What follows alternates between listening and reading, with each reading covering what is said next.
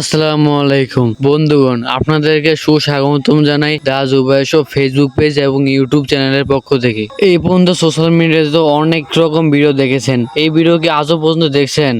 আর এই ভিডিওটি করার জন্য আমি আর ভাই বেরিয়ে গেলাম। রাতের সুন্দর পরিবেশ এবং সাথে জ্যামজট নিয়ে বেরিয়ে গেলাম আমরা।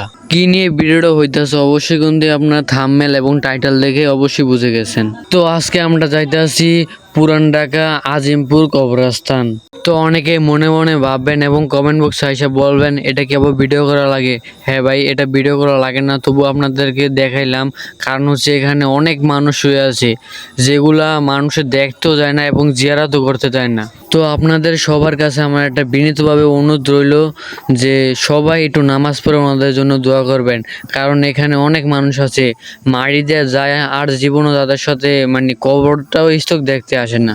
এখানে কিন্তু শুধু সাধারণ মানুষ শুয়ে থাকে না, এখানে শুয়ে আছে হাজারো নামি দামি ব্যক্তি যাদের দেখলে অনেকে সালাম দিত, তাদেরকে সম্মান দিত, কিন্তু মারা যাওয়ার পর যেখানে আজিমপুরে শুয়ে আছে তারা ওনাদেরকে কেউ দেখতেও আসে না একবারের জন্য। তো এই মানুষগুলোর সম্মান জানানোর জন্যই আমি আর ভাই আসছিলাম আজিমপুরে। তো এখানে যে মানুষগুলো শুয়ে আছে তারা কিন্তু অনেক মানে নামি দামি লোক এবং সাধারণ মানুষও আছে, কিন্তু যাদের নামি দামি লোক ওনার নাম বললেও আজও শেষ করতে পারবো না ভিডিওতে।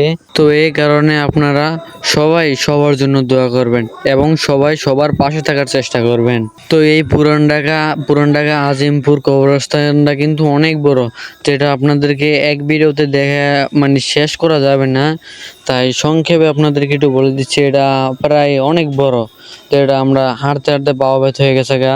তো এখানে অনেক কবর আছে যেগুলো পাকা করা এবং কিছু কিছু কবর আছে যেগুলো একবার মাটি দেওয়া। তো আমার এই জীবনের এই প্রথম আমি অনেকগুলো কবর একসাথে দেখতে পারছি। তো আমাদের গ্রামে তো এতগুলো কবর একসাথে দেওয়া হয় না।